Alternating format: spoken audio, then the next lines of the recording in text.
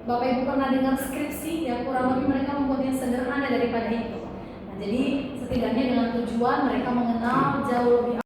Terhormat Ibu Flores Simanjuntak sebagai Kepala Sekolah, yang kami kasihi ada Bapak Engki Sibatuara sebagai guru pembimbing kami yang telah memberikan arahan, beserta dengan Ibu Mega yang telah membantu kami di dalam tugas skripsi kami yang mempelopori. Tidak lupa juga yang kami kasihi kepada orang tua murid, papa dan mama yang sudah meluangkan waktunya dari pekerjaannya untuk bisa hadir bersama-sama dengan kami pada kesempatan pagi hari ini di dalam membahas skripsi kami tentang pengaruh durasi jam tidur terhadap tingkat konsentrasi belajar siswa SMA di Harapan Bangka.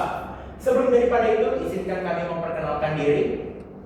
Perkenalkan, nama saya Jared Manuel Sinubu. Nama saya Gloria Jalin sebagai anggota. Nama saya Mido Jaiko sebagai anggota kelompok. Dan saya sebagai ketua kelompok yang memimpin kelompok skripsi pada kesempatan pagi hari ini.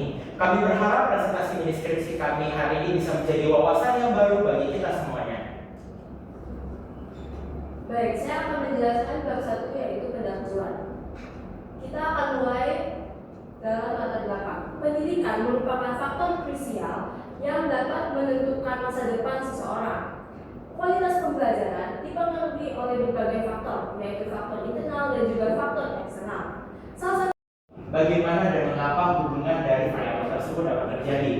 Kami melakukan penelitian ini dalam waktu durasi 11 hari semenjak 26 Januari hingga 6 Februari tahun 2026 yang bertempat di SMA Dian Harapan Bangka.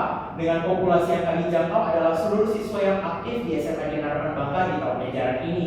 Sampel yang kami dapatkan adalah 104 orang dan teknik sampling yang kami gunakan dalam analisis kami adalah purposive sampling dengan voluntary response. Selain daripada itu juga, kami menggunakan metode utama dalam penelitian kami yaitu angket yang kami gunakan dalam bentuk kuesioner secara online.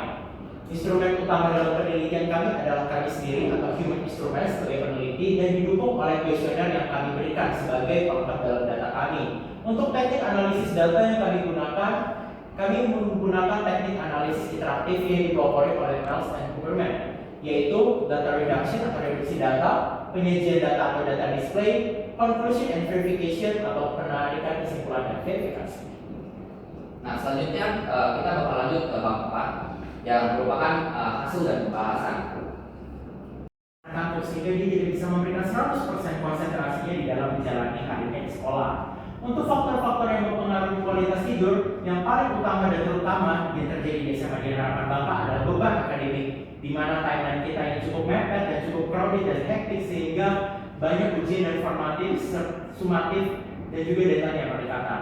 Yang kedua adalah penggunaan gawai yang kurang optimal, seperti scroll TikTok atau bermain game online. Dan yang ketiga, kebiasaan dan manajemen diri yang kurang baik. Lalu, bagaimana solusi potensial yang dapat kita lakukan? Yang pertama, tentunya time management yang baik dan optimal. Yang kedua, adanya regulasi penggunaan gawai.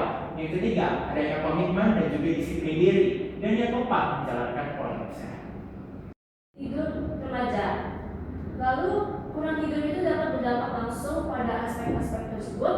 Lalu terdapat di kerangka teoritis ada juga sedikit dibahas tentang itu terkait stres akademik.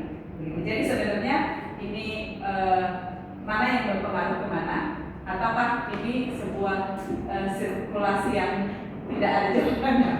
Kami izin meluruskan ini, Bu. Terima kasih atas tanggapannya yang begitu luar biasa. Izinkan saya untuk menjawab sebagai ketua kelompok dan juga hasil dari diskusi kami juga. Untuk pengaruh dari durasi jam tidur dan juga konsentrasi belajar siswa, itulah topik utama kami.